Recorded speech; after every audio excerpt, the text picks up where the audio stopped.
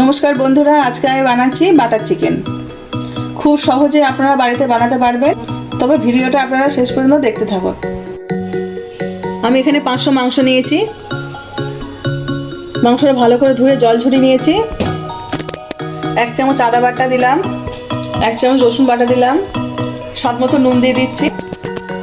আমি অর্ধেকটা লেবুর রস দিয়ে দিচ্ছি। টক দই আমি জল ঝরিয়ে নিয়েছি, আমি 5 চামচ মতন টক দই দিয়ে দিচ্ছি।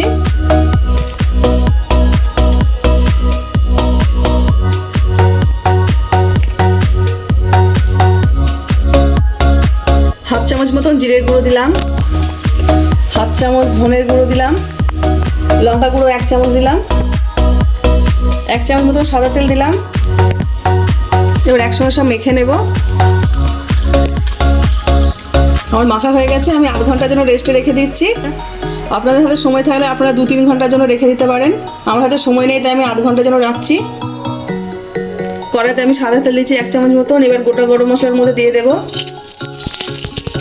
কুচনো পেঁয়াজ দেবো এর মধ্যে,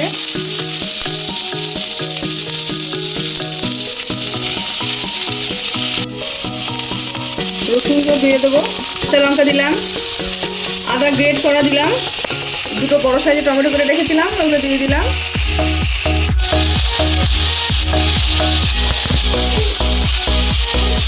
এটা আমি হালকা ভেজে নেব। এটা আমার হালকা ভাজা হয়ে গেছে, এবার আমি নামিয়ে নিচ্ছি। মশলাটা আমি একটু ঠান্ডা করে নেব। এই মশলাটা এবার আমি পেস্ট করে নেব। কড়াইতে আমি সাদা তেল দিয়েছি, তেল গরম হয়ে গেছে, এর মধ্যে আমি বাটা দিয়ে দিচ্ছি।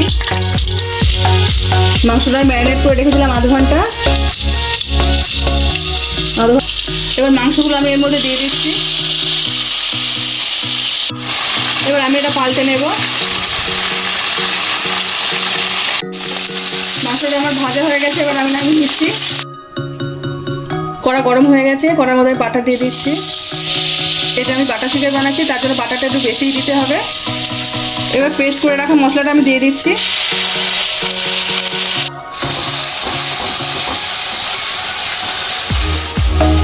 আমি এখানে কাজু বাদাম বাটা দিচ্ছি।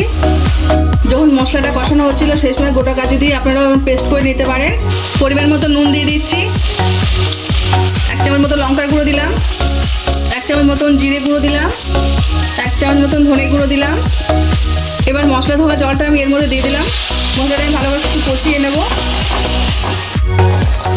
মশলাটা আমার কষানো হয়ে গেছে, এবার আমি জল দিয়ে দেবো। জল দিয়ে দিচ্ছি।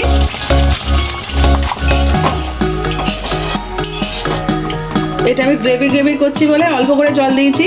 আপনারা যদি ঝোল করতে চান তো একটু জল দেবেন বেশি করে। ঝোল আমার ফুটে গেছে, এবার আমি ভেজে রাখা মাংসগুলো দিয়ে দিচ্ছি। এবার আমি বেশ কিছুক্ষণ ফুটিয়ে নেব। অল্প করে কাঁচুরি মেথি দিয়ে দিচ্ছি। এবার ওপর থেকে আমি একটু বাটার দিয়ে দিচ্ছি। আমার বাটার চিকেন একদম রেডি, আমি নামিয়ে নিচ্ছি। আমার বাটার চিকেন একদম রেডি। দেখলেন কত সহজে বাড়িতে বানিয়ে ফেললাম। আপনারা চাইলে আমার এই রেসিপিটা ফলো করে আপনারা বাড়িতে বানাতে পারবেন। আজকে আমার এই রান্নাটা যদি আপনাদের ভালো লেগে থাকে তাহলে লাইক করে দেবেন, শেয়ার করে দেবেন, কেমন হয়েছে কমেন্টে জানাবেন। আবার নতুন নতুন রান্না পেতে গেলে আমার চ্যানেলটা সাবস্ক্রাইব করে দেবেন।